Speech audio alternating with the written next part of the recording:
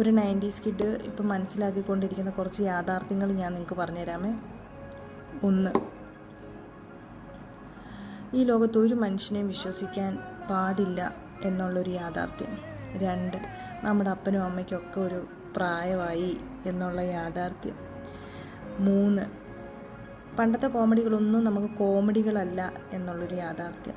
4, പണ്ടത്തെ അവനിട്ടേച്ച് പോയി, ഇവളെന്നെ ഇട്ടേച്ച് പോയി, എന്നെ കുത്തി മാന്തി പിച്ചി അങ്ങനെയുള്ള അതൊന്നും ഒരു പ്രശ്നമേ അല്ലായിരുന്നു എന്നുള്ളൊരു യാഥാർത്ഥ്യം.